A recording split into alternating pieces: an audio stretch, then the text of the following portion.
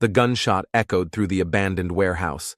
In that split second, Elena Cross didn't think she moved, throwing herself between Damian Hale and the bullet meant for him. She felt the fiery explosion of pain in her shoulder. The world blurred. The ground rushed up to meet her, and through the ringing in her ears, she heard his broken voice, raw with fear. "Stay with me, Elena, please, stay with me."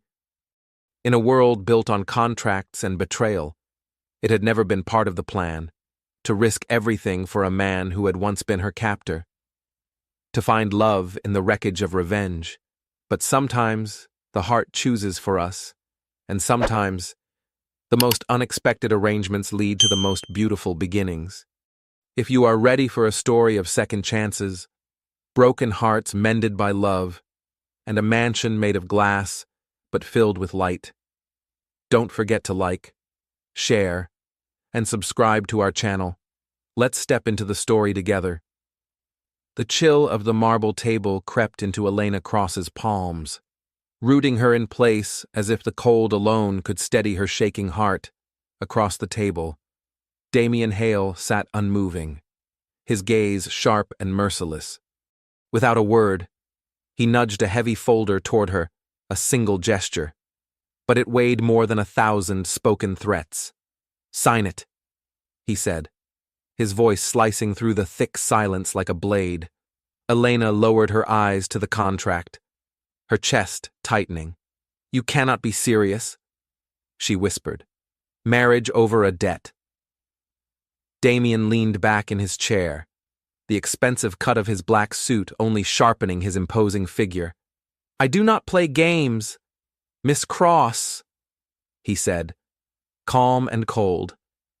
"Your father staked your name against a loan he had no intention of repaying. The law sees no difference between his hand and yours." Only 12 hours ago, Elena had been in her small Sunnyside apartment, correcting art history papers and sipping cheap coffee. Now she sat in a room of steel and stone, across from a man known for turning rivals into dust. "My father is sick," she said hoarsely. "He would never—" Damian's hollow laugh stopped her. Thomas Cross knew exactly what he was doing, he said, sliding open the folder.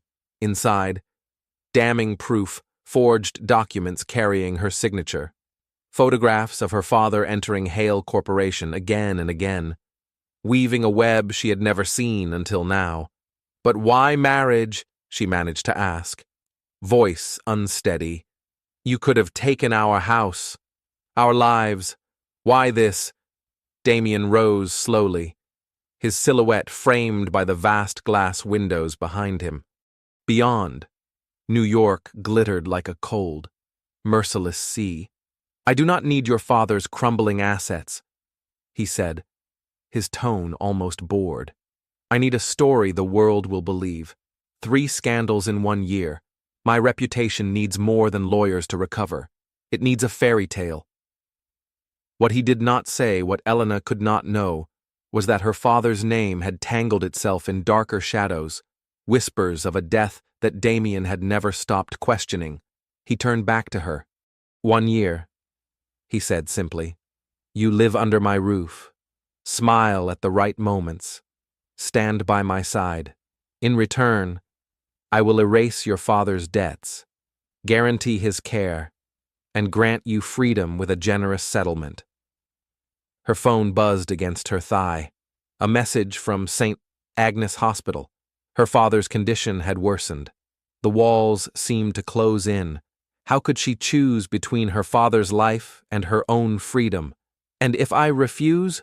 she asked, already fearing the answer. Damian's mouth curled slightly, a cruel mimic of a smile. "Your father is charged. The prison system will not be kind to a sick man. You will lose your apartment, your reputation, your future." From the corner of the room, Miles Turner, Damian's trusted lawyer, shifted uncomfortably. Perhaps Miss Cross would appreciate a moment to think. "There is nothing to think about," Damian interrupted sharply. "I am offering more than most would." Elena rose to her feet. Her simple linen dress, so ordinary this morning, now felt like rags in a courtroom. "You are not offering a choice," she said quietly. Damien met her gaze without blinking. "We always have choices," he replied. "Some are just harder to live with." Miles stepped closer, placing another document in front of her, a provision full coverage of her father's treatment at St. Agnes. Effective immediately. Elena skimmed the contract, her hands trembling. Behavioral clauses, public appearances, an entire year of living a lie, a smile pinned to her face like armor. At the end, a check was clipped to the page, $250,000, enough to buy back time her father no longer had. A pen slid across the table toward her. "Your pride or his life," Damien said softly. "Choose." The weight of the room pressed down on her. Her chest tightened, and her vision blurred, finally, with fingers stiff from fear. Elena picked up the pen. "You will regret this, Damien Hale," she whispered, not knowing whether it was a warning or a prayer. For a fleeting moment, something flickered in his cold gaze, something human, something broken. "I rarely regret anything, Miss Cross." And as her signature bled onto the page, Elena knew whatever life she had before ended here, beneath the silent, watching eyes of a man who saw her not as a person, but as a means to an end. Damien Hale's voice carried no hint of mercy. "I am being generous. Most men in my position would have pressed charges without hesitation." Elena Cross struggled to steady herself, rising on trembling legs. Her simple cotton dress clung to her awkwardly, a painful reminder that she did not belong in this gleaming world of marble floors, tailored suits, and ruthless power. "You are not giving me a real choice," she said, the words barely escaping her tight throat. Damien only lifted an eyebrow. "We always have choices, Miss Cross. Some are simply harder to live with." From the shadows, Miles Turner stepped forward, offering a smile so thin it barely masked the sharpness in his eyes. "The contract also guarantees your father's care at St. Agnes Hospital, the finest in New York." Elena turned her gaze back to the thick document lying before her. A trap dressed up in legal language. Page after page dictated the rules of this arrangement: how she would dress, where she would stand, what she would say, even how she would pretend in public to be the devoted wife of a man who barely concealed his contempt. Her stomach churned. "May I at least read it first?" she asked, her voice quiet. Damien checked the time on his sleek Philippe wristwatch, the motion casual but sharp. "You have 15 minutes, he said. "After that, the offer disappears." Elena's fingers turned the pages, each clause sinking her further into despair. There were sections about acceptable clothing, approved social behaviors, even the distance she should maintain from him during public events to project intimacy. Every detail engineered, nothing left to chance. When she reached the final page, her breath caught. A check clipped neatly to the signature line for $250,000. Damien noticed the flicker of shock in her eyes. "Consider it a signing bonus," he said lightly. "Your father's treatments will not come cheap." Elena felt the walls of the boardroom closing in. If she signed, she would be giving herself to a life built on lies. If she refused, she would be condemning her father to prison. And worse, Damien extended a Mont Blanc pen across the table, his hand steady. "Your father's life, or a temporary inconvenience for you. A simple decision. Really." Elena stared at the pen as if it might bite her. Then, with a hand so unsteady it almost betrayed her, she reached out and took it. "You will regret this, Mr. Hale," she said, barely above a whisper, for the briefest moment. Something stirred in Damien's eyes, a flicker of something real, almost amused. I rarely regret anything, Miss Cross. The pen felt heavier than stone as she pressed it to the paper, scrawling her name, signing away her freedom, her dignity, her future. Damien took the contract before the ink had even dried. We leave for Fairhill in 1 hour. Bring only what you truly need. Everything else will be provided. Without another word, Damien and Miles turned and walked away, the heavy door swinging shut behind them, left alone. Elena stood frozen, the finality of what she had done sinking into her bones. She had sold herself for love, not love of a man, but of a father who might never know the price she had paid. And she had no idea that the man who now owned her presence was hiding wounds far deeper than his cold gaze ever showed, wounds that her existence would soon bring to the surface. Whether either of them wanted it or not, the helicopter descended slowly, slicing through the dusk as the estate came into view. Through the curved glass window, Elena saw it not a home, but a sculpture of steel and glass, gleaming among the vast woods of Fairhill. It was breathtaking. Yes, but also empty, silent, like a palace built to house ghosts. "We are landing," Damien said without looking up from his tablet. During the 40-minute flight from Manhattan, he had spoken barely a word to her. Elena had simply followed his lead. Clutching a small overnight bag filled with the few belongings, she had managed to gather a sweater, a battered notebook, a photograph of her father when he was still strong. The helicopter touched down on a polished private helipad. Elena's heart thudded heavily as she braced herself for whatever life awaited her beyond the shimmering walls of the mansion, a life she had chosen, and yet never wanted. The helicopter blade slowed to a stop as the craft settled gently onto the landing pad. Waiting beside a sleek golf cart stood an older woman with silver hair swept into a flawless chignon, her black dress crisp and severe against the fading evening light. "That is Mrs. Harlow," Damien said as he stepped out, barely sparing the woman a glance. "She manages the estate. From now on, you will follow her instructions without question." Elena followed in silence, clutching the worn strap of her overnight bag. Mrs. B. Harlow's expression remained perfectly neutral as they approached, but Elena saw the flicker of surprise in the woman's sharp eyes, taking in her faded jeans, her scuffed sneakers, the blouse that had seen better days. "Welcome home, Mr. Hale," Mrs. Harlow said with a measured nod. "The East Wing has been prepared, as you requested." "Thank you," Damien replied briskly. Then, with the cool detachment of someone discussing a weather report, he added, "This is Elena Cross. We were married this afternoon." The housekeeper's carefully composed face slipped for just a heartbeat, a slight widening of the eyes, a subtle intake of breath. "Married. Sir, I had not been informed." "It was a private ceremony," Damien said curtly, leaving no room for further inquiry. "Please escort Mrs. Hale to her quarters and explain the estate protocols." The name Mrs. Hale felt foreign in Elena's ears, like a coat that did not fit her shoulders. She was not a wife. She was a 26-year-old art teacher who had traded her freedom for a father's life.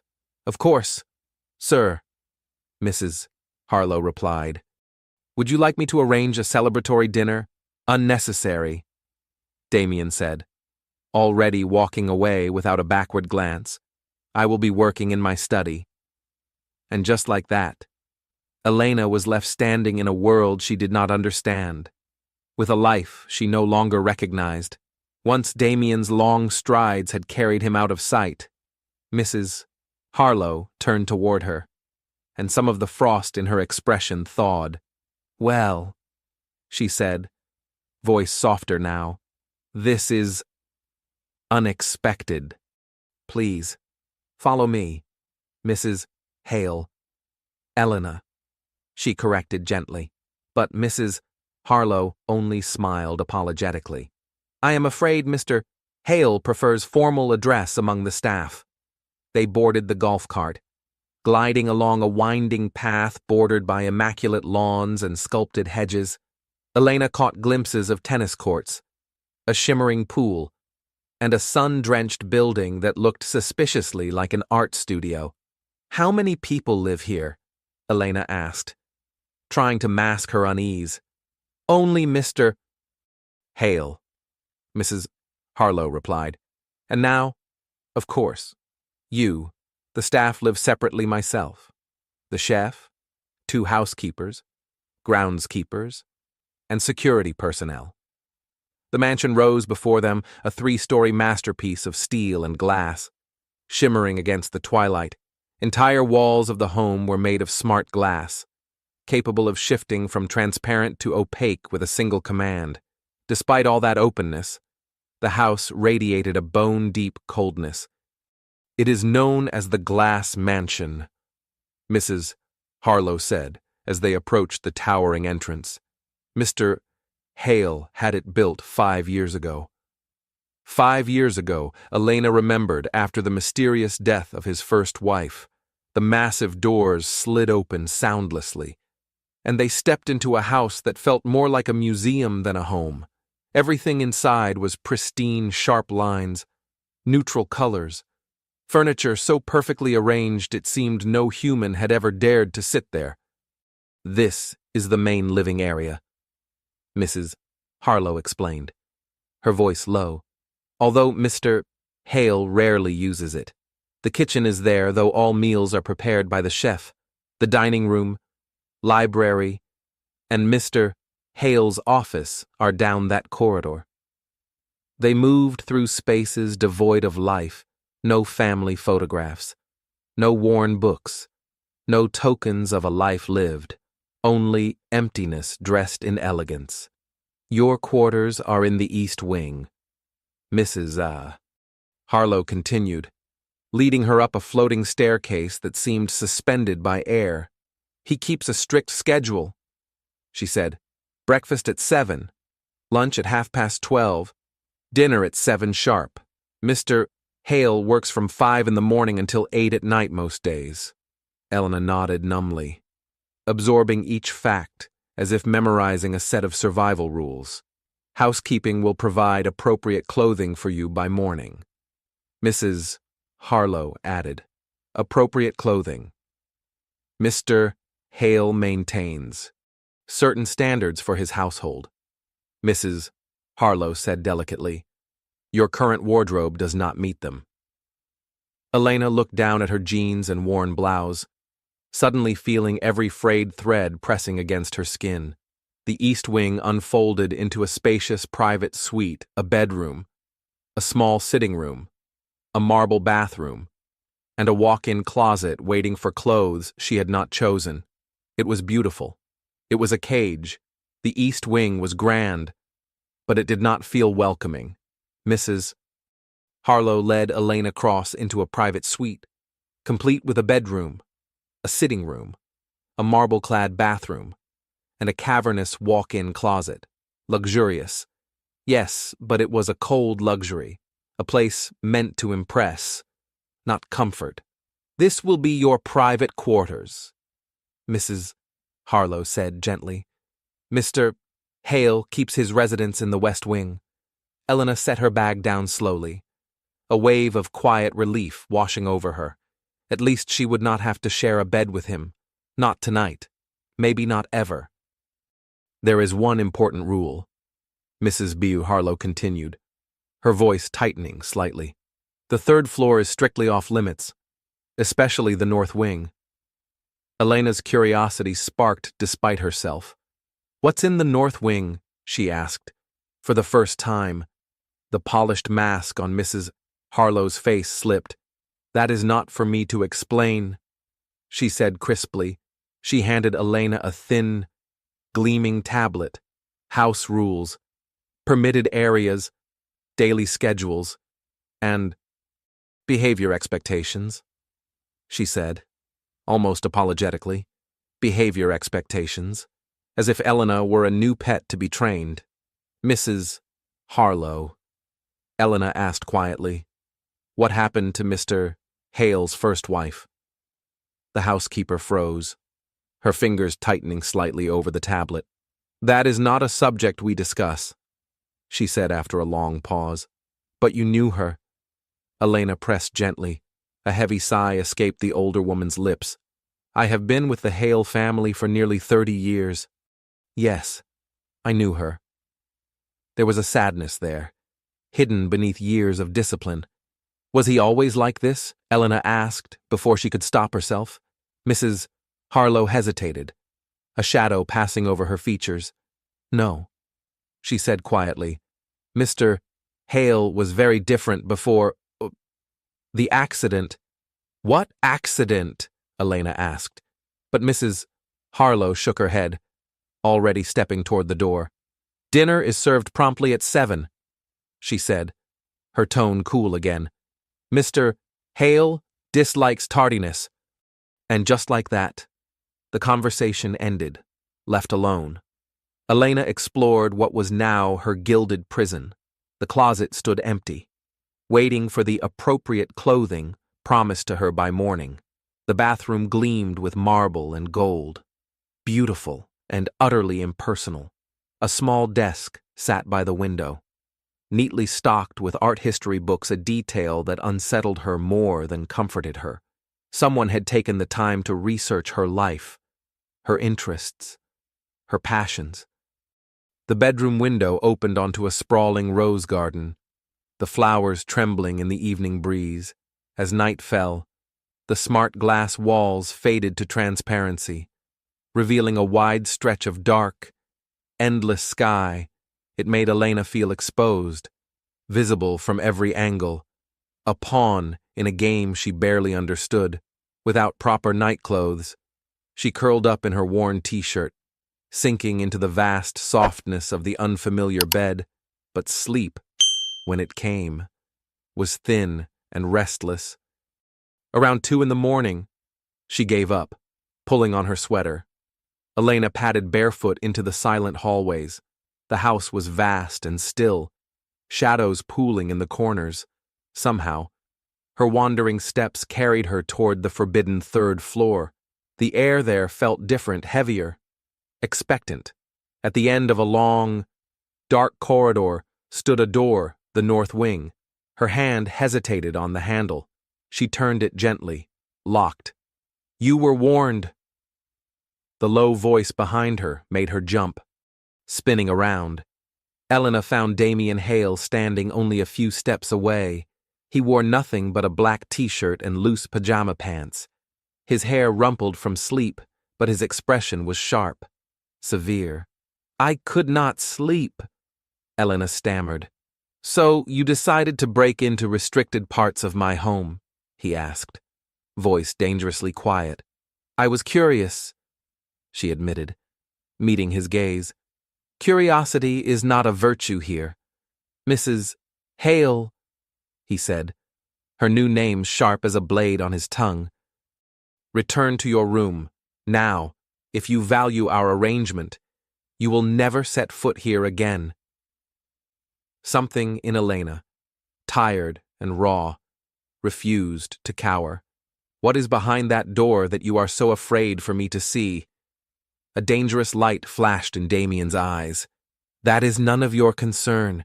Your role is to be my wife in public, not to pry into the parts of me that are none of your business." "But if I am to convince the world we are married," Elena said softly, "shouldn't I know the man I am supposed to love?" Damien stepped closer, towering over her, the tension between them crackling like a live wire. "Everything you need to know is written in the contract," he said coldly. "Break my rules again, and the consequences will be swift. Your father's freedom depends on your obedience. Do I make myself clear?" Elena swallowed back every retort burning on her tongue, fighting to hold her head high. She turned and walked away, feeling the heat of his gaze pressing into her back with every step. She did not know it yet, but this first crack in the fortress Damien Hale had built around himself would not be the last. As Elena Cross turned away, she could feel Damien Hale's gaze lingering on her back. For one fleeting moment, she thought she saw something raw flicker behind his coldness.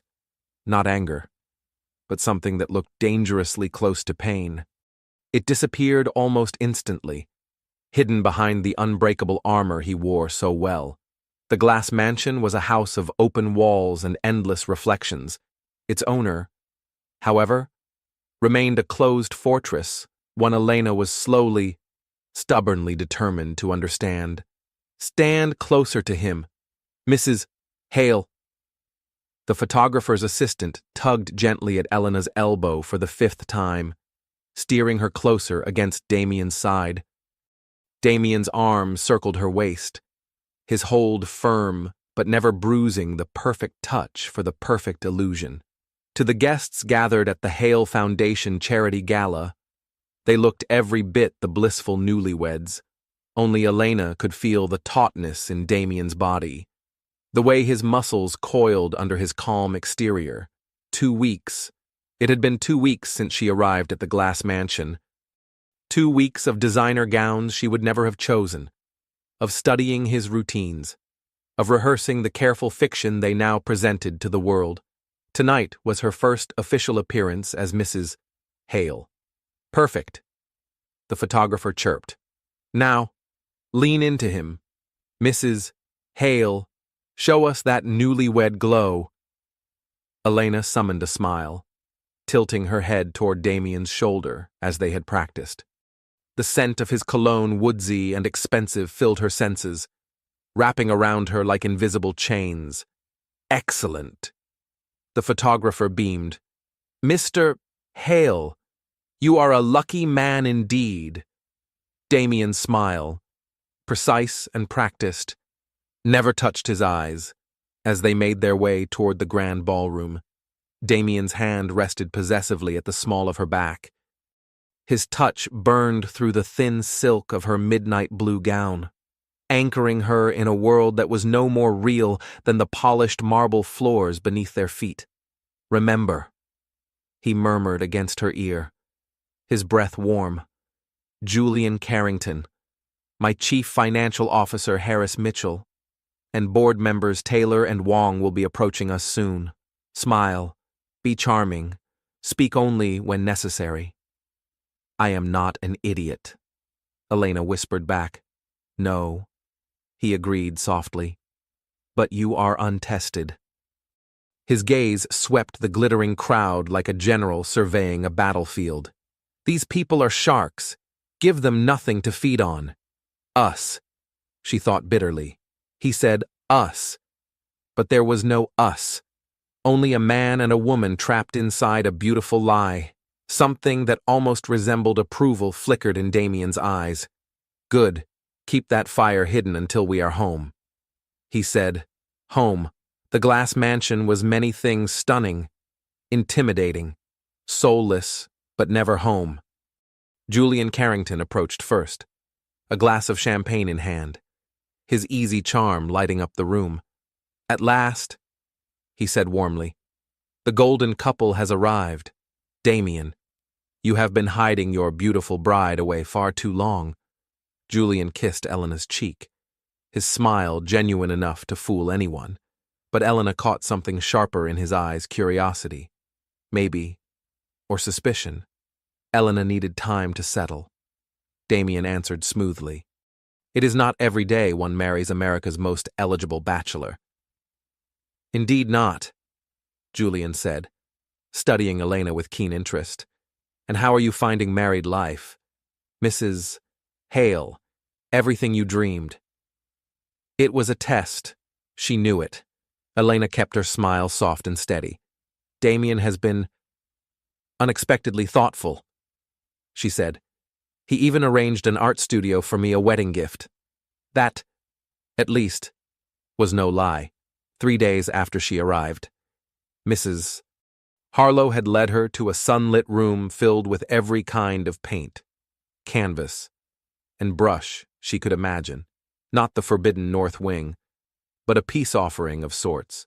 Always the romantic, Julian teased, though something in his expression hardened. I still cannot believe you managed to keep the courtship secret. Damien, some things, Damien replied coolly, are better kept private. Before more questions could be asked, a new figure appeared, a woman so striking it was impossible not to notice. She wore a gown the color of champagne, clinging to every curve, and her smile was a blade sheathed in sweetness. Damien, she purred, brushing her lips near his cheek in a lingering air kiss. Darling, you have been neglecting me. Elena felt Damien's body stiffen beside her, though his face betrayed nothing. Aren't you going to introduce me to your lovely bride? Damien's jaw tightened almost imperceptibly, and just like that, Elena realized not all the battles she would fight here would be silent. Some would have sharp smiles and sharper claws. Vivian, Damien Hale said, his voice cool as glass. I was not aware you were attending tonight. Vivian Chamberlain's smile was razor-sharp as she adjusted the shimmering strap of her gown. The Chamberlain Foundation always supports causes for children, she said lightly, though her gaze skimmed over Elena Cross with barely disguised disdain. So, this is her. Her tone made it sound as if Elena were something unfortunate Damien had picked up off the street. When Julian mentioned you had married, Vivian continued, turning back to Damien with a mock laugh. I assumed it was some elaborate joke. Damien kept his posture rigid. Vivian, meet Elena Hale. Elena, this is Vivian, an old friend. The way Vivian's manicured fingers brushed Damien's arm possessively, intimately told Elena that old friend barely scratched the surface.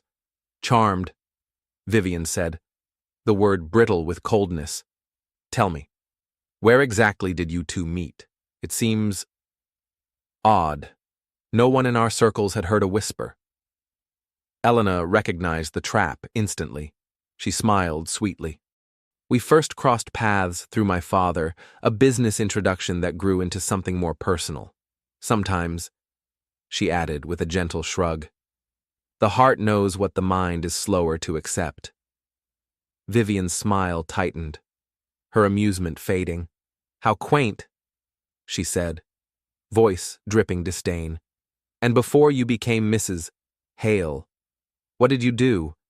Dear, I taught art to children in underserved communities. Elena answered without hesitation. A teacher, Vivian murmured, as if Elena had said she scrubbed floors. How very noble. She turned to Damien, her voice thick with mockery. Always the philanthropist, aren't you? First you write the checks. Now you marry the charity cases. Damien's eyes darkened, the dangerous edge returning to his face. Before he could respond, Harris Mitchell, his chief financial officer, appeared. A welcome interruption. Mr. Hale, Harris said quietly, the Wakefield delegation is requesting a moment of your time. Damien inclined his head curtly. If you will excuse us, he said to Vivian, offering no apology. As they crossed the ballroom, Elena leaned closer and whispered, ex-girlfriend? Ex-fiancé, Damien corrected, his tone clipped. She seems delightful, Elena said dryly. A ghost of a smile tugged at Damien's mouth. She will be watching your every move tonight. Be careful. The next hour blurred into a dizzying parade of introductions. Elena smiled until her face hurt, reciting the well-rehearsed lines about their whirlwind romance. She noticed the way people deferred to Damien, the careful laughter, the measured compliments. It was not respect she saw in their eyes. It was fear, during a rare moment alone at their table. Elena watched him from across the room, surrounded by board members and politicians. Damien played the role of attentive husband, flawlessly, when necessary. A guiding hand here, a glance there, but when no one was watching. It was as if she did not exist. A young server approached their table, hands trembling slightly as he poured water into their glasses. In his nervousness, the pitcher tipped too far, spilling water across the pristine tablecloth. "I am so sorry, ma'am," the boy stammered, desperately blotting at the mess. "It's just water," Elena said kindly. "No harm done." The boy's shoulders relaxed until Damien returned. His sharp eyes took in the damp tablecloth in a single glance. "What happened here?" he asked, his voice dangerously quiet. "Nothing serious," Elena said quickly. "Incompetence," Damien snapped. His gaze pinned the young server in place. "How long have you been working here?" 2 weeks, sir," the boy answered, voice shaking. "Make tonight your last," Damien said coldly. "We do not tolerate sloppiness." The boy's face crumpled. "Please, Mr. Hale, I need this job. My mother's medical bills. That sounds like a personal problem." Damien cut him off. "Not Hale Corporation's concern." Elena rose to her feet so suddenly her chair scraped the floor. "May I have a word with you?" she said sharply. In a quiet corner, away from the glances of the glittering crowd, Elena turned to face him. "You are firing someone over a spilled glass of water," she said, trying to keep her voice even. "I am dismissing someone who cannot perform basic tasks properly," Damien answered coolly. "He made one mistake." Elena pressed. "One tiny mistake. Mistakes cost money," Damien said, his tone leaving no room for argument. "He is working to pay for his mother's treatments," she said, anger creeping into her voice. "And you think compassion is weakness." Damien's face hardened. But there was a flicker of something else there. Too, something almost uncertain. "What would you have me do, Elena?" he asked, voice low. "Pat him on the head and tell him incompetence is acceptable." "No," she said, voice trembling with passion, "but recognize that people are not machines. They bleed, they fear, they try." For a moment, neither spoke. The music swelled around them, and Elena realized she had just cracked the first fracture into Damien Hale's perfect, ruthless shell. For a long moment, Damien Hale said nothing. He simply studied Elena Cross, his face an unreadable mask. Then, without a word, he turned and strode back toward their table. Elena followed, her cheeks burning with embarrassment at her own outburst. She expected him to pretend the moment had never happened. Instead, to her astonishment, Damien stopped in front of the young server, still nervously wiping at the table. "What is your name?" he asked curtly. "Kyle, sir," the boy answered, voice trembling. "Consider this your warning, Kyle," Damien said. "Improve your work, or you will need to find employment elsewhere." Relief flooded the boy's face. "Yes, sir. Thank you, sir." When Damien returned to Elena's side, she stared at him, stunned.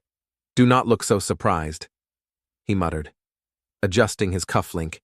"Even monsters can be reasonable." "I do not think you are a monster," Elena said softly. For a heartbeat, their eyes locked and something unguarded flickered in his expression. Something raw and human. He hid it quickly, slipping the mask back into place. "Do not be naive," he said gruffly, but the usual sharpness in his voice was dulled, worn down by something he could not quite conceal. Later that evening, as they prepared to leave the gala, Elena found herself alone in the powder room. Vivian Chamberlain appeared in the mirror beside her, perfect in every way from her hair to her smile sharpened like a dagger. "Enjoying playing princess," Vivian said coolly, dabbing at her flawless lipstick. "Do not get comfortable. Damien gets bored." Quickly, "Thanks for the advice," Elena replied evenly. Vivian's smile widened, not with kindness, but with something much colder. "It is not advice. It is a warning."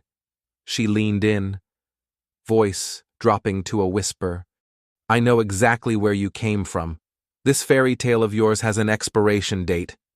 Vivian stepped back, her perfume hanging heavy in the air. Ask him about the North Wing sometime. She added, almost casually. Ask him what he is hiding. Before Elena could speak, Vivian swept out of the room like a queen abandoning a subject. When Elena emerged, she found Damien waiting for her, his posture tense, his eyes tracking Vivian's retreat with visible contempt. What did she say to you? He demanded. Voice low. Nothing important, Elena said lightly, watching him carefully. Just something. About the North Wing. Damien's face drained of color. For the first time since she had met him, his composure cracked completely. The pain that flashed across his features was sharp, unhidden, devastating. Stay away from Vivian, he said, his voice rough. And never, ever mention that room again. They rode back to Fairhill in silence. The dark interior of the car was filled only with the hum of tires on asphalt. Elena watched him from the corner of her eye, not the ruthless tycoon the world feared, but a man carrying wounds so deep he had built a fortress of steel and glass around them. 3 weeks passed. Elena stared at her phone, reading the text message from St. Agnes Hospital. Your father is stable but requires additional testing. Please contact us to discuss payment options. Although Damien had arranged for her father's care, the hospital still reached out to her directly for decisions. She glanced at the clock, 5:30 in the morning. She knew Damien would already be in his home office. Since the gala, he had thrown himself deeper into his work, slipping out before she woke and returning long after she slept. The few brief interactions they had were polite, distant as if the fragile moment between them at the gala had never happened at all. Summoning her courage, Elena made her way down the endless hallways to his office door and knocked. Enter, came his voice. Damien sat behind a sleek glass desk, 3 monitors casting a cold glow across his face. He did not look up. I need to visit my father today, she said quietly. His fingers paused on the keyboard. I will have Davis drive you after lunch. He replied, Thank you, she murmured. For a moment she hesitated, heart pounding, before speaking again. Was there something else? He asked, finally meeting her eyes. The hospital called. She said, They need to run more tests. I thought you had arranged to cover everything. Damien reached for his phone without a word. I will take care of it, he said. I would like to understand what is happening with his treatment, Elena added, her voice steady but gentle. Damien sighed quietly, pinching the bridge of his nose. Your father has specific medical needs. Sometimes the billing systems do not process our arrangement correctly. He made a brief call, his words clipped and efficient, before setting the phone back down. It is handled, he said simply, and for the first time, Elena wondered if beneath the cold precision, Damien Hale was a man who had long forgotten what it meant to care and was slowly, painfully remembering it. It's resolved. Damien Hale's voice was quiet, almost dismissive, just like that. Just like everything else in his meticulously ordered world, Elena Cross studied him from across the room, not a hair out of place. His tailored suit immaculate, his face carved from ice, and yet something had shifted since the night of the gala. The wall he kept between them still stood, but now there were cracks, tiny, almost invisible, but they were there. I am heading to New York today, Damien said suddenly. She blinked, unsure why he was sharing that information. Overnight board meetings, she said. Guessing. He nodded curtly. Julian will check in while I am gone. Without another word, he turned back to his glowing monitors, dismissing her as easily as closing a door. After breakfast, Davis drove Elena to St. Mo Agnes Hospital. Her father looked smaller than she remembered, swallowed by the starched white sheets. The strong, stubborn man who had once carried her on his shoulders now seemed so fragile it broke her heart. "Elena," he rasped, reaching for her hand. "You look different." She glanced down at her outfit, a soft cashmere sweater. Tailored trousers clothes she never would have afforded in her old life. Clothes that felt like they belonged to someone else. "How are you feeling?" she asked, dodging the weight of his words. "Better," he said, squeezing her hand weakly. "Thanks to this place." But his eyes darkened with worry. "Elena, what did you do? How are you paying for all this?" She swallowed the lump rising in her throat. "I made an arrangement," she said carefully, "with Damien Hale. His company is handling everything." Fear crept into her father's tired eyes. "What kind of arrangement?" "It does not matter," she said, forcing a smile she did not feel. "It matters to me," he insisted, gripping her hand tighter. "What did that man make you do?" "Nothing I wasn't willing to," she lied softly. "Please, just focus on getting stronger." She kissed his forehead, ignoring the tightness in her chest, and left before he could ask more questions she had no good answers for. On the way back, Elena asked Davis to stop at her old apartment. It felt strange, unlocking the door with her old key as if stepping into a life that no longer fit. She moved through the small, dusty rooms, gathering fragments of who she used to be, a few photo albums, her mother's jewelry box, a tin of worn brushes and oil paints, supplies too intimate, too important to leave behind. As Davis loaded the last box into the car, her phone buzzed, a message from an unknown number. "Find the files. Your father will not be safe at St. Agnes forever." Elena's blood ran cold. She tried calling the number back, disconnected, back at the glass mansion. The sky was deepening into twilight. She found Mrs.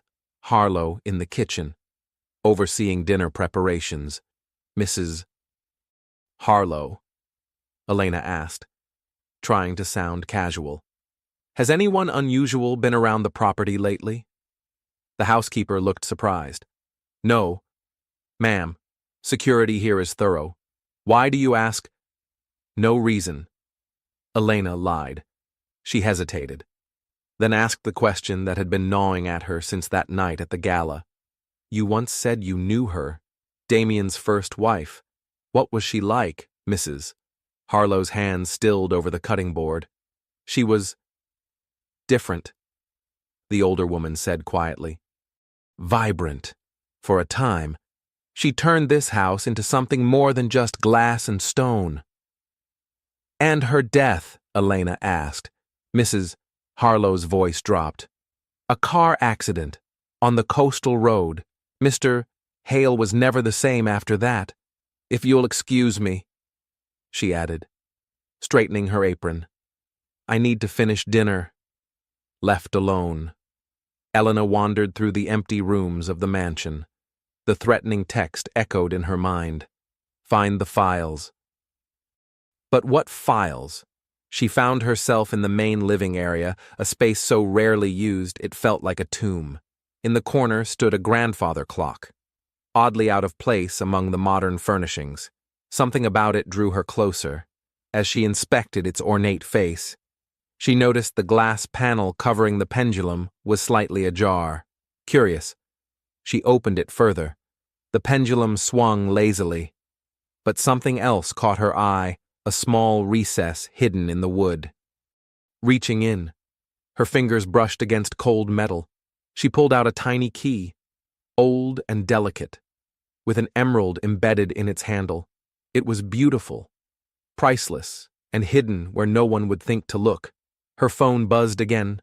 Another text from the same unknown number, clocks ticking.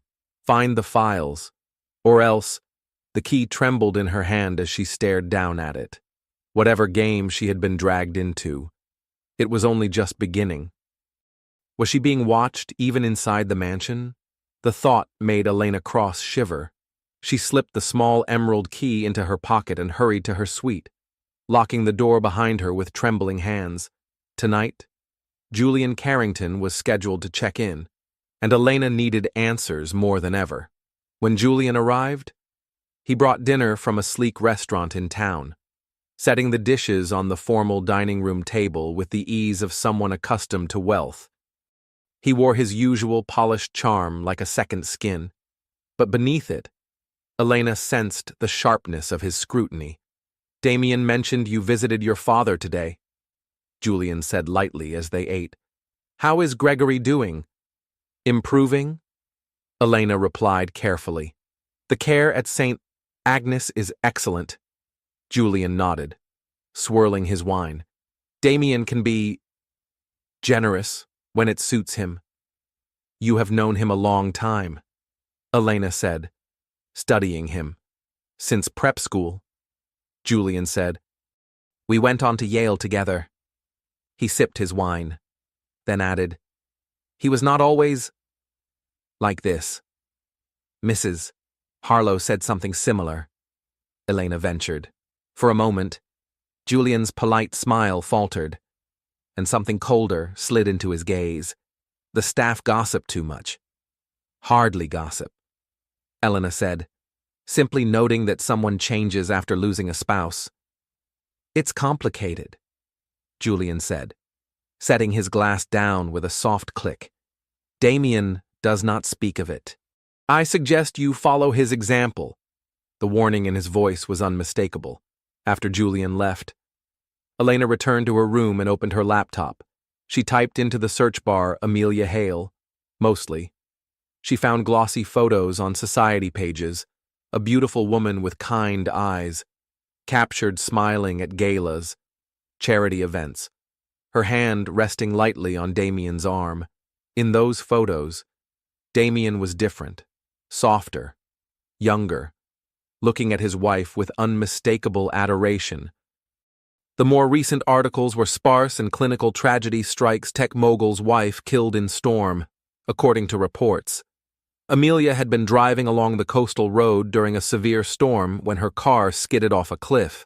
The investigation had ruled it an accident, no mechanical failure. No foul play, just terrible weather and bad luck. But something gnawed at Elena 5 years ago.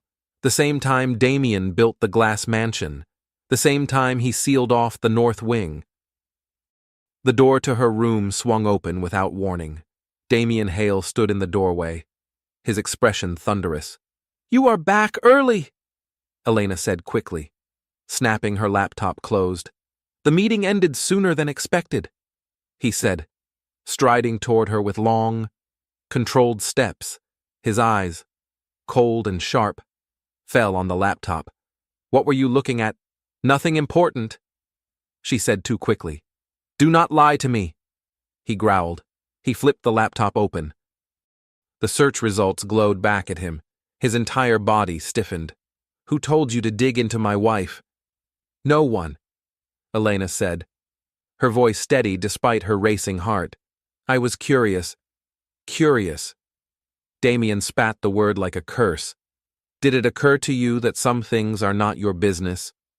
Did it occur to you," Elena countered, "that receiving threatening messages might make me want to understand the danger I have been dragged into?"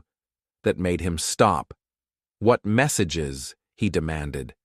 She handed him her phone. Damien's face darkened as he read the texts. "How long has this been happening?" "The first came today," Elena said. "After I found this." She pulled the small emerald key from her pocket and placed it carefully on the table between them. Damien stared at it, the color draining from his face. "Where did you find that?" he asked, his voice raw. "It was hidden inside the grandfather clock," Elena answered. "That is impossible," he said, almost to himself. "That key was locked in my private safe." For the first time since she had known him, Damien looked genuinely shaken, unmoored. "What does it open?" she asked. "Nothing that concerns you." He snapped, reaching for the key. Elena pulled it back, her heart pounding. "Someone thinks this key will help me find files. They believe those files are connected to my father. If he is in danger, I deserve to know why." Damien's face twisted with fury and something deeper, something like grief. "Your father is in danger because he made dangerous choices," he said harshly. "Choices that cost my wife her life." The accusation hung between them, heavy and sharp. Elena's mouth went dry. "What are you talking about?" she whispered. Damien raked a hand through his hair, the perfect polish of his control slipping away. "It was not just my wife," he said, his voice cracking. "Amelia was the chief financial investigator for Hale Corporation. She was uncovering accounting fraud. And then she died. Your father was one of our contractors during that time," Damien Hale said quietly. Elena Cross felt the floor tilt beneath her. "You think my father had something to do with your wife's death?" Damien's face remained carved from stone, but his voice wavered just enough to betray the truth. "I think someone murdered her to cover financial crimes, and your father's records might hold the proof." Elena struggled to breathe under the weight of it all. "Is that why you married me?" she asked, her voice barely a whisper. To get close to him, Damien did not flinch. At first, yes. The honesty cut deeper than any lie ever could. "This marriage," he continued, "gave me access to investigate quietly, without tipping off the people who might want me dead next." The betrayal hit her harder than she expected, and yet, when she looked into his eyes, she saw something new there, something broken. "And now?" she asked. For the first time, his cold mask slipped, revealing a flicker of something that looked dangerously close to regret. "Now, I do not know," he said, without thinking.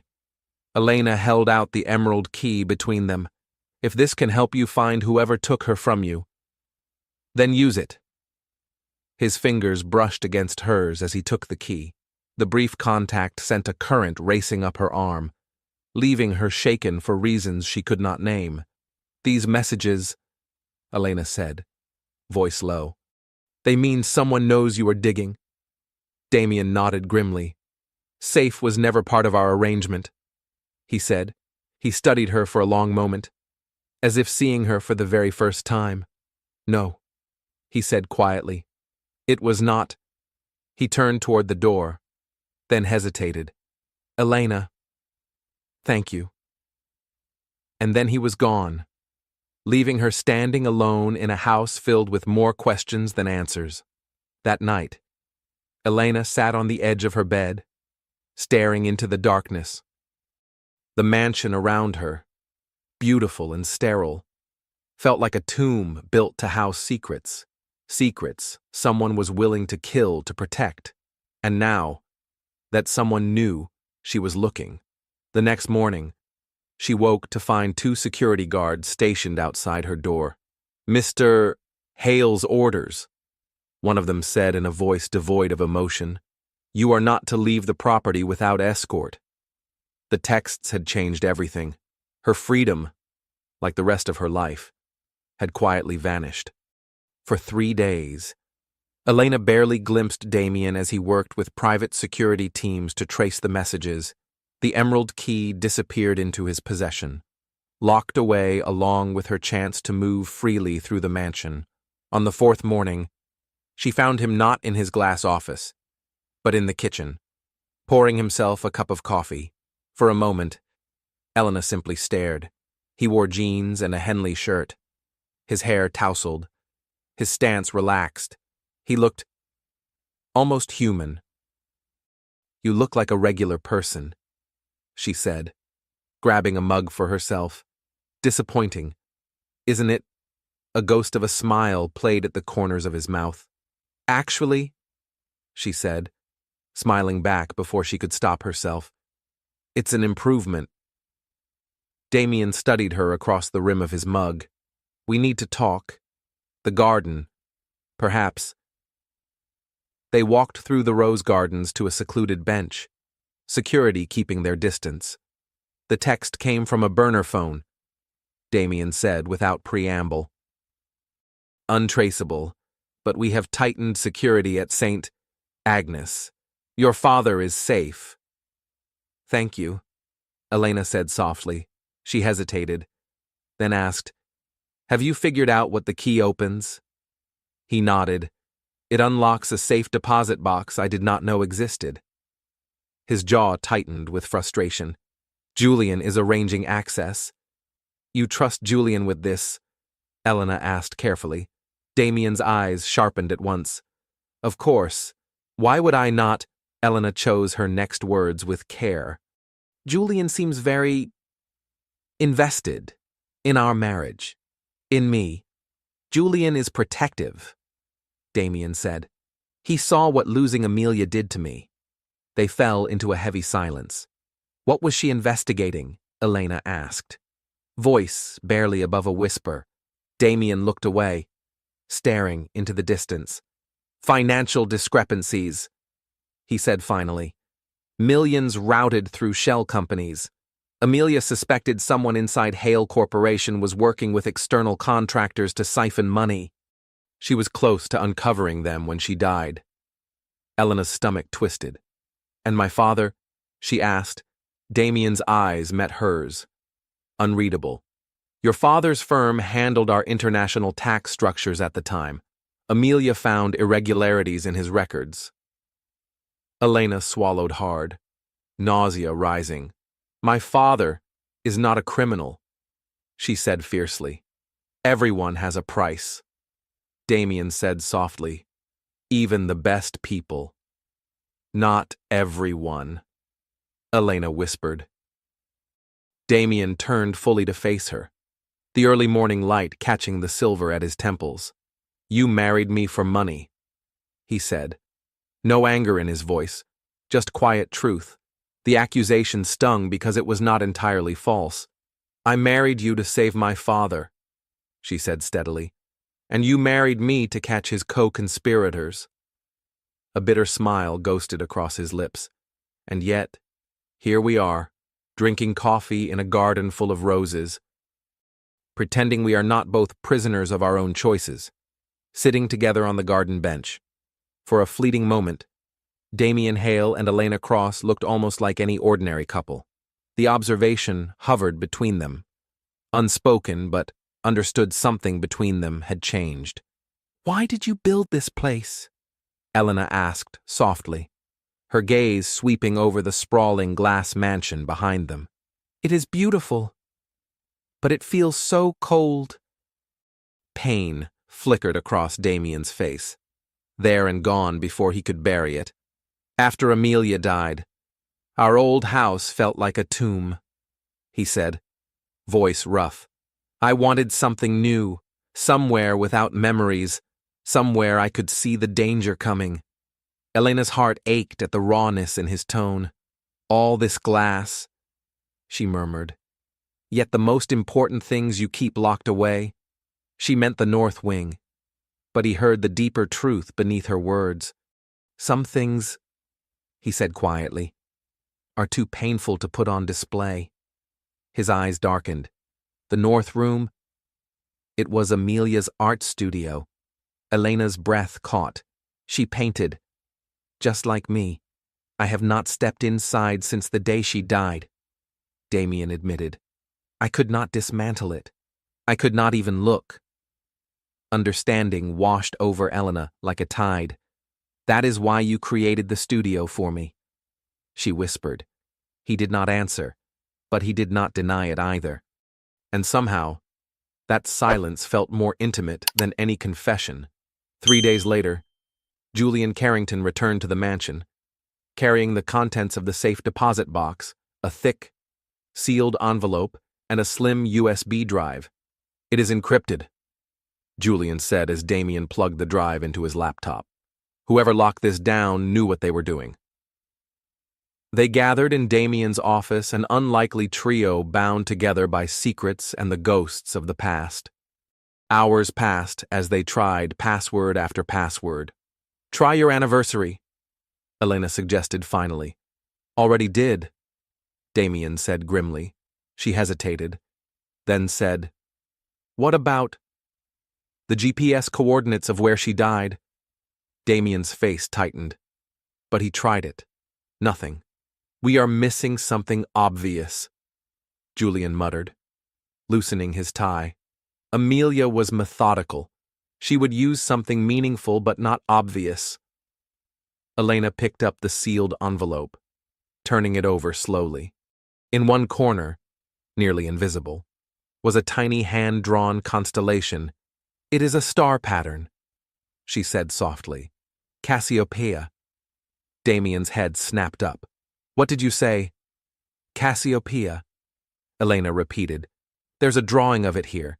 Damien froze. "Her middle name," he whispered. "Cassie. Her grandmother was an astronomer." His fingers flew across the keyboard, typing the name into the prompt. The drive unlocked. Hundreds of files bloomed onto the screen spreadsheets. Photographs, emails. Damien leaned forward, scanning the documents with a reverence that made Elena's heart clench. "She found it," he whispered. "She found everything." As they pored over the files, a grim pattern emerged. Money had been siphoned out of Hale Corporation, laundered through shell companies disguised as overseas expenses. Gregory Cross's signature is on several of these tax structures, Julian noted grimly. Elena felt her stomach twist painfully. "That does not mean he knew," she said desperately. "He could have signed unknowingly." Julian clicked on a series of emails.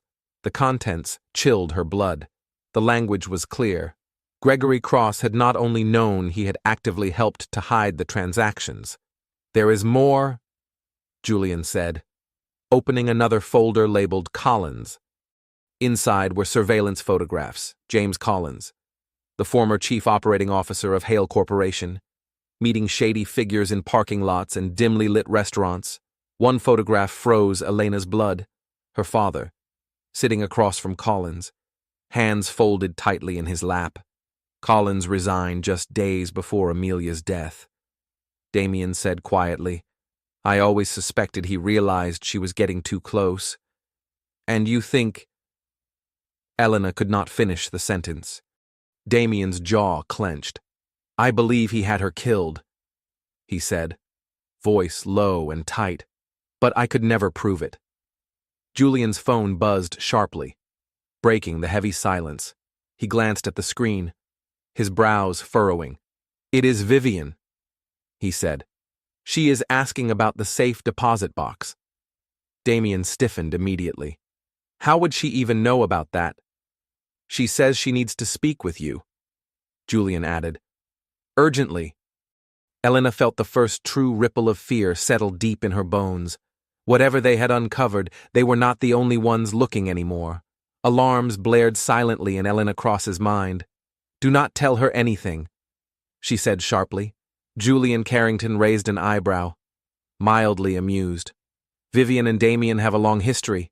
She has connections. She deserves nothing." Damien cut in, his voice low and final. "Elena is right," he added, his gaze hard. "Tell no one about what we found." After Julian left, Damien turned toward Elena, tension still thrumming through his body. "Your instincts about Vivian were correct," he said, "at the gala. She threatened me. She mentioned the North Wing specifically." He paced the room, agitation bleeding through his usually impenetrable exterior. "Vivian and Amelia despised each other," he said. "Vivian never forgave me for ending our engagement when I met Amelia." "Could she be connected to Collins?" Elena asked carefully. "Possibly," Damien said. "They served on several charity boards together. They would have had opportunity." Elena turned back to the files spread out across Damien's desk, a chill running through her. My father needs to explain his role in all of this. Damien nodded grimly. We will visit him tomorrow. That night, restless and unable to sleep, Elena wandered toward her art studio, her sanctuary. She was startled to find Damien already there, standing before one of her canvases, his arms folded, his expression unguarded for once. You are talented, he said, without turning around. She stepped closer, heart pounding. Amelia was a painter too. Elena said softly, I would like to see her work one day. She added. Damien did not answer directly. Instead, he stared at the painting in front of him, a swirling abstraction of loss and hope tangled together. You are nothing like what I expected. Elena Cross, he said, voice thick with something she could not quite name. Disappointed, she teased, but her voice was too soft, too raw. He turned, then, facing her fully. I plan to use you to solve a crime, he said, each word measured. Not to what? She asked. Breathless, he stepped closer, close enough that she could feel the heat of him. For a heartbeat, she thought he might kiss her. The air between them buzzed with an intensity that stole her breath. Then, his phone rang sharply. Shattering the fragile moment, he pulled it from his pocket. Glancing at the screen, Julian, Damien answered, his posture stiffening instantly. When are you sure? He hung up, his face grim. Your father had a setback, he said. We need to go, now. They raced through the halls of St. Agnes Hospital, Elena's heart hammering as she followed Damien toward her father's room. 2 armed guards stood at the door, a testament to Damien's thoroughness. What happened? Elena cried as a doctor emerged. He suffered a cardiac episode, the doctor explained, his face serious. We have stabilized him, but it was severe. He glanced at Damien. Mr. Hale, could I speak with you privately? While they conferred, Elena pushed into the room. Her father lay pale and fragile against the starched sheets, oxygen tubes in his nose, monitors beeping steadily in the dim light. His eyes fluttered open as she approached. Elena, he rasped, reaching weakly for her hand. You should not be here. Of course, I should, she whispered fiercely, taking his hand in both of hers. You scared me. Listen to me, he said, his grip surprisingly strong. You need to leave, now. Dad, what are you talking about? The messages, he whispered. They are watching you. They know you found the files. Elena's blood ran cold. You know about the texts. Gregory's eyes flickered anxiously toward the door. Julian came to see me yesterday, he said, voice hoarse. He said you and Damien were investigating Amelia's death, that you found her hidden evidence. What did you tell him? Elena demanded. Nothing, Gregory said quickly. But he knows, Elena. Julian is part of it. Before she could respond, the door swung open. Damien entered, his expression deceptively calm. The doctor mentioned you had some visitors yesterday. Mr. Cross, Damien said smoothly. Gregory turned his face away. Just nurses, he muttered. Damien's mouth hardened into a thin line. Security footage shows Julian Carrington entering your room at 2:15, he said, his voice cutting. You spoke for 20 minutes. The truth hung heavy in the sterile hospital air, and for the first time, Elena realized the danger was closer than they had ever imagined. The tension in the hospital room was so thick it felt hard to breathe. What did he want? Damien Hale asked quietly. A heavy silence stretched between them before Gregory Cross let out a long, broken sigh. He asked what I knew about Amelia's investigation. Gregory said, voice cracking, whether I had told Elena anything. And had you, Damien pressed, Gregory closed his eyes, shame written across every line of his face. No, I kept my silence for 5 years, even from my own daughter. Elena felt her entire world tilt under her feet. What silence? Dad, she whispered. Tears welled up in Gregory's eyes. I was supposed to review international tax structures for Hale Corporation. He rasped. Routine work, nothing unusual. He swallowed hard, struggling for breath. Then I found discrepancies, he said. Millions, routed through shell companies. Collins's embezzlement scheme, Damien said grimly. Gregory nodded. When I reported it to Julian, he didn't even act surprised. He told me to ignore it, said it was a special project, approved by the board. Damien's jaw clenched. That was a lie. The board knew nothing.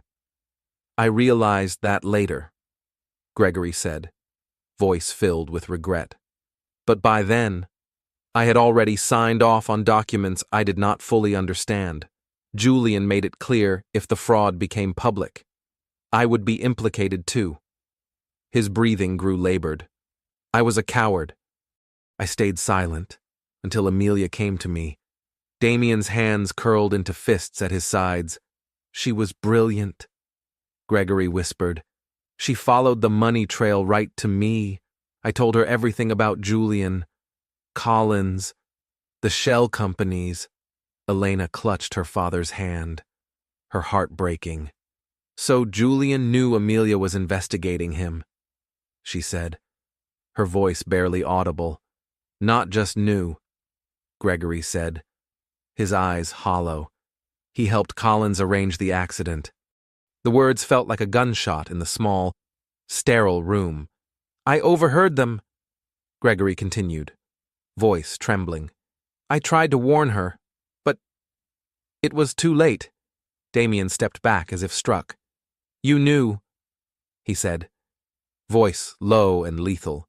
You knew who killed my wife. And you said nothing. Tears streamed down Gregory's gaunt cheeks. Julian threatened to destroy Elena if I spoke. And when I got sick, I needed money. Julian convinced me to use her name to forge her signature to trap her. The confession twisted like a knife in Elena's chest. He orchestrated her marriage to me, Damien said darkly, to keep you both under his control. Before they could say more, a nurse entered to check Gregory's vitals, momentarily breaking the terrible moment. When she left, Damien's phone buzzed sharply. Julian's name flashed across the screen. Don't tell him what you know, Gregory begged urgently. Damien answered, his face unreadable. Julian, he said smoothly. Yes, we're still at the hospital. He listened for a moment. Then his expression shifted subtly. I see. Yes, we will return shortly. He ended the call and turned to Elena. Julian's at the mansion, Damien said. He claims there's an urgent issue, something about the files being compromised.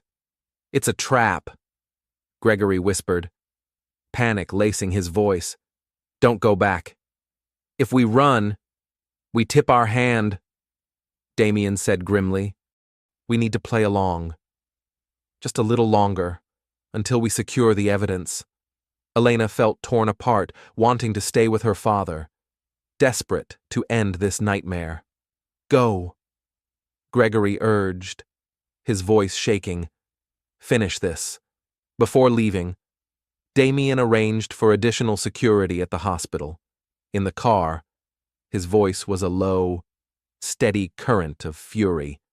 The originals from the safe deposit box are locked in my private vault, he said. Julian doesn't have access. He glanced at Elena. We'll tell him we already sent the files to the FBI. It won't fool him for long, but it might force him to act recklessly and reveal his allies. Do you think he will believe it? Elena asked. Damien shook his head. No, but desperation makes people sloppy. When they arrived at the glass mansion, Julian was already waiting in Damien's office. He stood as they entered, his expression tight with concern. There you are, Julian said, pulling Damien into a brief, familiar embrace. How is Gregory? Stable, Damien replied, his voice smooth but watchful. Julian nodded, then leaned in. Listen, he said urgently. Something strange came up tonight. Security detected unusual access patterns on our internal servers. He paused. I am worried. Damien, really worried. Damien exchanged a glance with Elena. The final game had begun, and this time, they would not be the ones left broken. Someone has been accessing the files, Julian Carrington said, raking a hand through his perfectly styled hair. His casual charm was cracking at the edges. I am concerned Collins might have operatives inside your security team. Collins is in Guatemala, Damien Hale said flatly. For the first time, Julian hesitated. You found him. The FBI found him, Damien corrected, his voice hard. And they are very interested in what we uncovered. Alarm flared in Julian's eyes. You contacted the FBI without consulting me, he demanded. Damien's expression turned dangerous. Should I have consulted you? Julian, he asked softly, the way you consulted me before Amelia died. The entire atmosphere of the room shifted like the moment before a storm breaks. Julian's mask of concern dropped. He sighed heavily and reached slowly toward his jacket. So Gregory finally broke, he said, almost regretfully. That is unfortunate. For you. Elena Cross stiffened as she saw the glint of metal. We have proof, she said, her voice clear and steady. Proof tying you to the embezzlement and Amelia's death. Julian's smile was cold as he pulled a small handgun from his jacket. Actually, you have nothing, he sneered. Nothing but the ramblings of a sick old man. And detailed records, Damien countered. Every transaction, every conversation, including yours with Collins. Julian's eyes narrowed. Where are these alleged records? He asked, waving the gun lazily. Not on the servers, he said with a smirk. I wiped those an hour ago, and not in your safe either. I emptied it myself. For the first time, Damien's composure cracked. You opened my safe, he said, voice low with fury. Julian chuckled darkly. With the right leverage. Anything is possible. Mrs. Harlow's grandchildren are very dear to her. He tilted the gun toward Elena. Now, he said softly. Where are the originals? Gone, Damien said without hesitation. Sent to my attorneys this morning. Julian studied him for a long moment, then laughed. You're bluffing, he said. You would never trust lawyers with this. The originals are still here. Somewhere. He pointed the gun directly at Elena. Tell me where, or she dies. Damien's voice was steady. The North Wing, he said, hidden in the art supplies. Julian gestured toward the door. After you... As they climbed the silent stairs to the forbidden third floor, Elena caught Damien's eye. He gave the barest nod, a silent promise. They both knew Julian would not let them live, no matter what they handed over. The door to the North Wing loomed ahead untouched for 5 long years. Damien's hand trembled slightly as he slid the key into the lock. I always wondered what you kept hidden here, Julian mused. A shrine, or proof of your guilt. What are you talking about? Elena asked. Stalling, Julian smiled thinly. Damien knew about the embezzlement. Collins paid him handsomely to look the other way. When Amelia got too close to the truth, Damien agreed she needed to be silenced. That is a lie, Damien growled. Is it? Julian taunted. Why else build this glass fortress immediately after her death? Guilt is a powerful architect. The door swung open, revealing a sunlit studio frozen in time. Paintings lined the walls, vibrant landscapes. Portraits alive with color and passion. The heart and soul of a woman now long gone. Where are the files? Julian barked. Damien pointed calmly to a large seascape painting on the far wall. Behind that, he said, as Julian moved toward it. Damien lunged. The gun went off, the shot shattering a window and letting in a blast of cold night air. Elena grabbed a heavy palette knife from the table, striking Julian's wrist as he tried to aim at Damien. The gun clattered to the floor. Julian kicked Damien back, scrambling desperately toward the weapon. Without thinking, Elena dove for it, her fingers closing around the cold metal just as Julian reached her. "Give it to me, you stupid girl," he snarled. Grabbing her by the throat, Elena choked, struggling. A sickening thud rang out as Damien brought a paint canister crashing down on Julian's head. Julian crumpled to the floor, unconscious but alive. Sirens wailed in the distance, a piercing promise of salvation. Damien sank to his knees beside Elena, gathering her into his arms, holding her tightly as she shook against him. For once, he made no attempt to hide the raw, shattered emotion on his face. The fortress had fallen. But somewhere in the wreckage, something fragile and real had finally begun to grow. "Are you hurt?" Damien Hale's hands moved urgently over Elena Cross's face, searching for injuries with a desperation he could no longer hide. "I'm okay," she rasped, her throat raw from Julian's brutal grip. Damien closed his eyes for a moment, his shoulders sagging with relief. "I almost lost you," he said hoarsely. The admission seemed torn from somewhere deep inside him. "I could not bear to lose someone else. He broke off, unable to finish the thought. Police and security forces flooded into the north wing, swiftly securing Julian's unconscious form and sweeping the studio for evidence. Paramedics checked Elena's bruised throat while Damien hovered nearby, his presence a silent anchor. Her phone buzzed with a new text, unknown number. "This isn't over. Vivian. The final, venomous thread in the web had yet to be cut." Julian's arrest dominated financial news for days. Reporters camped outside the gates of the glass mansion. Everett Enterprises reeled from the fallout, and Damien disappeared into endless meetings with FBI agents, prosecutors, and shell-shocked executives. Elena was left to piece together her life alone. Her father's health stabilized, though the doctors warned the stress had left deep scars. When Elena visited, Gregory seemed lighter, as if the crushing weight of his secrets had finally been lifted. "I should have come forward years ago," he said once, gripping her hand tightly. "But fear made me a coward." "You were protecting me," Elena whispered. "And in doing so," he said sadly, "I trapped you in a life you never chose." She looked away, her throat tightening. "Damien isn't who we thought he was," she said quietly. Gregory studied her face for a long moment. "You care about him," he said. It wasn't a question, and she didn't deny it. 5 days after Julian's arrest, Elena received an unexpected visitor at the glass mansion. FBI Special Agent Diana Chun stood in the vast foyer, crisp and professional. "We've located James Collins in Guatemala," Agent Chun explained in Damien's office. "But extraction is complicated by diplomatic red tape." "And Vivian Chamberlain?" Elena asked sharply. "She texted me after Julian's arrest." Agent Chun's mouth tightened. "We have been monitoring Miss Chamberlain," she said, "but without hard evidence, we cannot move against her yet." "She is involved," Damien said from the doorway.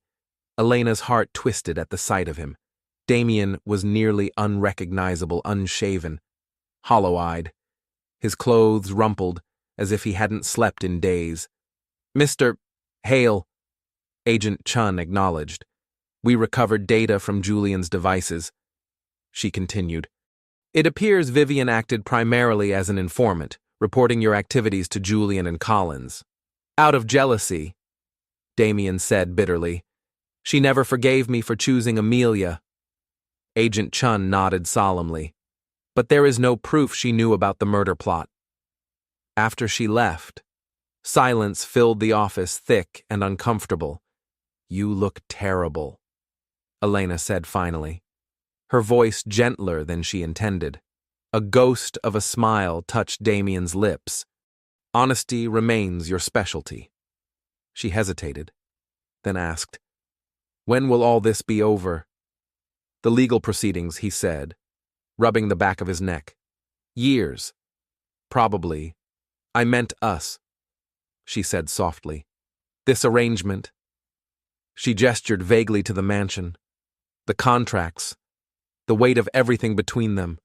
Julian is arrested. My father is cooperating. The purpose of the marriage contract is fulfilled." Pain flashed across Damien's face before he masked it. "Is that what you want?" he asked quietly. "To end this?" Before she could answer, his phone rang. He listened, his expression darkening immediately. "When are you sure?" he barked into the receiver, then hung up. "Collins has been found," he said grimly, "at the old Everett shipping warehouse."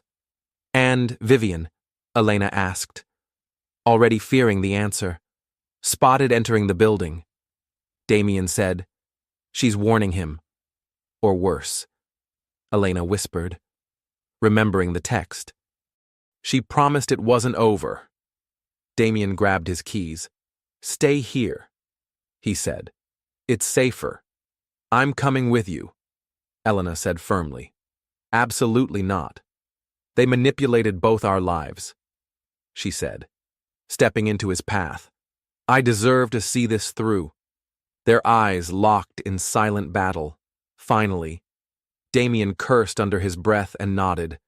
"Stay behind me. Do exactly as I say." The abandoned warehouse loomed over the waterfront like a ghost from another life. Once, it had been the proud heart of Everett Enterprises' early shipping empire. Now, it stood empty, crumbling, forgotten, and hiding the last, dangerous truths they had yet to face. As they approached the crumbling waterfront warehouse, Damien Hale's security team confirmed 2 heat signatures inside. "FBI is 10 minutes out." The head of security reported in a low voice. "Local police are securing the perimeter." "We wait," Damien said, his jaw tight with control. But Elena Cross, peering into the shadows, caught movement near a side entrance. "There," she whispered urgently. A figure emerged distinguished, silver-haired, moving swiftly toward a waiting boat. "James Collins. He's escaping," she hissed, before the security team could intercept.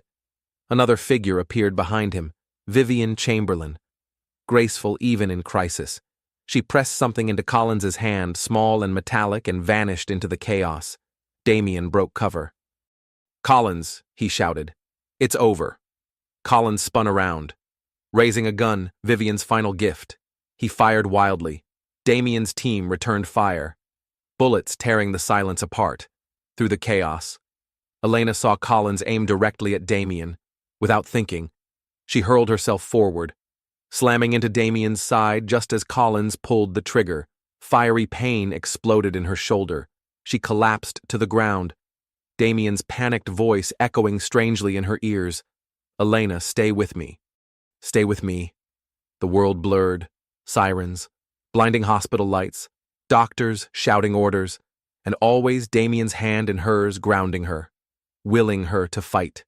"Don't leave me," he whispered, voice raw and broken. "Not you, too." When she finally woke, Elena found herself in a quiet hospital room, her shoulder aching beneath thick bandages. Damien sat slumped beside her bed, his head bowed in exhaustion. "You look worse than before," she croaked, her throat dry but her spirit stubborn. Damien's head snapped up. Relief and something deeper flooded his face. "You're awake," he breathed. "What happened to Collins?" she asked. "Dead," Damien said, his voice rough. "My team took him down after he shot you." He hesitated, his hand tightening around hers. You almost died saving me, he said, voice cracking. Did they catch Vivian? She asked. Damien shook his head, anger flashing in his eyes. No, she slipped away, but without Collins or Julian. She's powerless now. He brushed her fingers gently. Why? He asked in a whisper. Why would you risk your life for me? The answer came easily, without hesitation. Because losing you, Elena said softly, would hurt more than getting shot. Something inside Damien crumbled the final wall between them. I spent 5 years building prisons for myself, he said, barely audible. Chasing vengeance, becoming someone I hated. Then you arrived stubborn, fearless, maddening, and you tore everything apart. I wasn't part of your plan, she teased weakly. No, he said with a broken smile. You were better than anything I could have planned. He reached up, tracing her cheek with a trembling hand. When I saw you fall, he whispered, when I thought I might lose you, I realized I didn't want to survive another loss, not without you. What happens now? Elena asked softly. Your father's charges will be minimal, Damien said. His testimony helped take down an entire criminal network. And us? She asked. Damien's eyes darkened.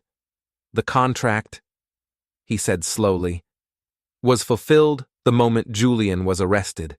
You're free. And if I don't want to be free? She asked. Voice steady, hope flickered across his exhausted features. Before he could answer, a nurse entered, bustling to check Elena's vitals. The fragile, precious moment shattered under the weight of reality. By the time they were alone again, Damien's phone was ringing with urgent calls from the FBI. He stood reluctantly, his silhouette framed by the window's pale winter light. Before he left, he turned to her, his voice steady with promise. This isn't over, he said. Not us. Never us. 3 months passed. Autumn surrendered to winter, and the glass mansion's sleek walls blurred under frost and snowfall. The once cold structure now shimmered like something magical, a sanctuary instead of a prison. Elena stood at the windows of the east wing, watching the snowflakes dance in the December wind. She was no longer the woman who had stepped into this mansion with a pen and a desperate heart, and somewhere behind her, in the quiet steps echoing down the hall, she knew Damien was finally learning not just how to survive, but how to live again, with her. Her shoulder had healed, though the doctors warned that physical therapy would continue for months. But the emotional wounds hers and Damien Hale's proved far more complicated. Their relationship hung in a strange limbo. The contract that had once bound them was technically fulfilled. Neither of them had mentioned divorce.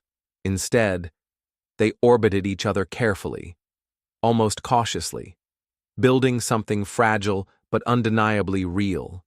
Damien had changed in subtle, unexpected ways. The ruthless businessman was still there, sharp as ever, but now glimpses of a different man slipped through the cracks.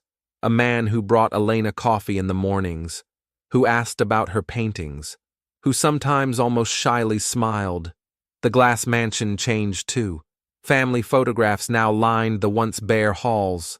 The cold, sterile kitchen bustled with clumsy attempts at cooking. The staff reported, with no small amount of wonder, that Mr. Hale had asked them to think of the mansion not as a workplace, but as a home. Gregory Cross had moved into a rehabilitation center nearby. His testimony had helped dismantle the conspiracy, and his own charges were reduced to a minimum. Julian Carrington faced life imprisonment for murder and financial crimes. James Collins was dead. Vivian Chamberlain had fled the country, but not for long. She was apprehended in Monaco and now faced a 10-year sentence for her role in covering up the crimes. Justice had been served, and yet, Damien seemed restless.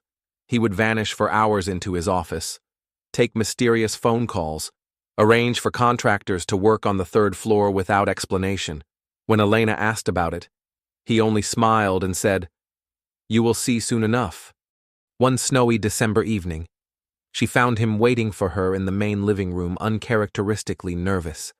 "I want to show you something," he said, holding out his hand.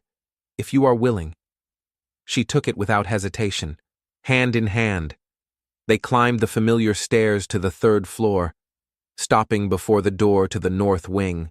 The studio had been cleaned after Julian's arrest, but it had remained locked ever since. Damien hesitated, a flicker of fear crossing his face. "After Amelia died," he said slowly, "I sealed this room, not just her memory, everything she represented: joy, creativity, vulnerability."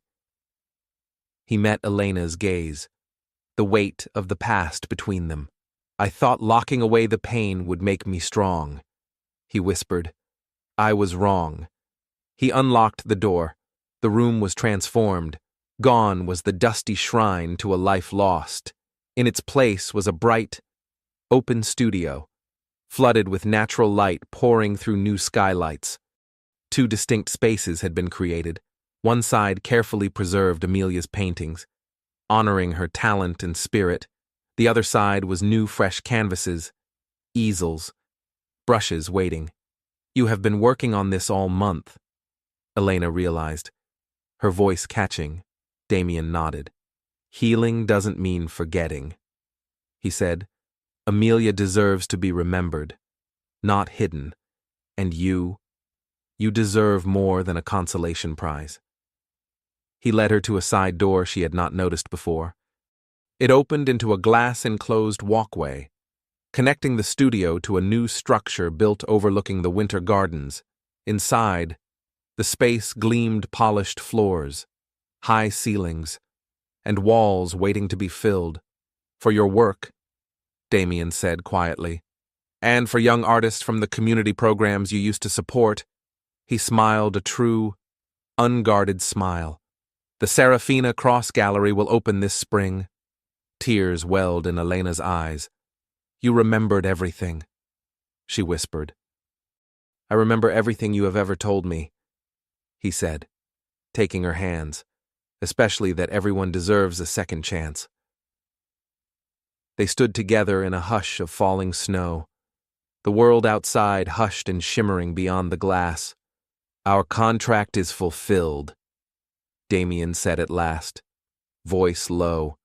"You are free to leave whenever you wish." But for the first time, Elena realized freedom no longer meant walking away. It meant choosing where she truly belonged. "Your father's medical care is guaranteed," Damien Hale said quietly, "and I have established a trust for your financial independence." Elena Cross stared at him, searching his face. "Is that what you want?" she asked softly. "For me to leave?" Damien's throat worked as he struggled to speak. "What I want," he said at last, his voice rough. "What I want hasn't mattered for 5 years. I've been suspended, not living, not dead." He took a shaky breath. "And then you came along, this inconvenient arrangement that became something I never expected." He led her back toward the displayed paintings, stopping before one particular canvas, a self-portrait of Amelia. Her painted eyes sparkled with intelligence and warmth. "Forever young, forever out of reach. She would have liked you," Damien said softly. "She believed in second chances, too." "And you?" Elena asked gently. "Do you believe in second chances?" Damien turned fully to face her. "I am trying," he said simply, his voice roughened. "These past months watching you heal, seeing you refuse to be broken, forced me to look at who I have become, and I don't want to be that man anymore." "Who do you want to be?" she asked. "Someone worthy of you," he said. "Someone who builds rather than destroys. Someone who loves without fear." The word love hung between them, acknowledged at last. When you took that bullet from me, Damien said, his voice breaking, I realized something I had been too afraid to admit. Life without you would mean going back to that emptiness I lived in for so long, and I can't go back there. I won't. From his pocket, he withdrew a small velvet case, not a jewelry box, but a key case. He opened it to reveal a slender key, a sapphire embedded in its handle. This isn't just a key, Elena whispered. Confused, Damien smiled. No, it's yours. He placed it gently in her hand. The key to this house, to the gallery, to everything I have. He looked into her eyes, all pretense stripped away. No contracts, no legal obligations, just one question. He knelt before her, holding the key between them. Elena Cross, he said, his voice trembling. Would you tear up the past with me and start again, not as a transaction, but as two people who found each other against every odd? Are you asking me to marry you? She asked, tears in her eyes. For real this time, he said, smiling softly. I'm asking for the chance to build a life, a real life with you. She looked down at him, this man who had once been all walls and armor, and now offered nothing but his true, wounded heart. Still the same, yet different in all the ways that mattered. On one condition, she said, her voice steady. Anything, he whispered. No more walls, Elena said. No more locked rooms, no more hiding, complete transparency. Like this ridiculous glass house you built. A real smile, wide and boyish, broke across Damien's face. Exactly like that, he promised. He rose and pulled her gently into his arms. Their first kiss was tentative, a question asked and answered. The second was surer. The third was a vow. Outside, snow drifted in slow spirals across the glass mansion. Inside, something once broken and hidden had finally been set free, because sometimes the most unlikely beginnings lead to the most perfect endings, because kindness could transform even the most wounded hearts, because love, once given a chance to breathe, could shatter even the strongest defenses, and because sometimes the greatest contracts are not written on paper, but on two hearts wide open, finally ready to choose each other, forever. And so, inside a mansion of glass, two hearts that had once been locked behind walls of fear and regret chose something different. They chose trust. They chose forgiveness. They chose love, fragile, imperfect, and yet stronger than any contract ever signed. Because sometimes, the greatest promises are not written on paper, but carved into the spaces between two souls brave enough to begin again. If this story touched your heart, if it made you believe even just for a moment that healing is possible, and that love can find us in the most unexpected ways, please like this video, share it with someone who might need a little hope today, and subscribe to our channel for more stories that shine light into the darkest corners. Thank you for being here. The next chapter is always just beginning.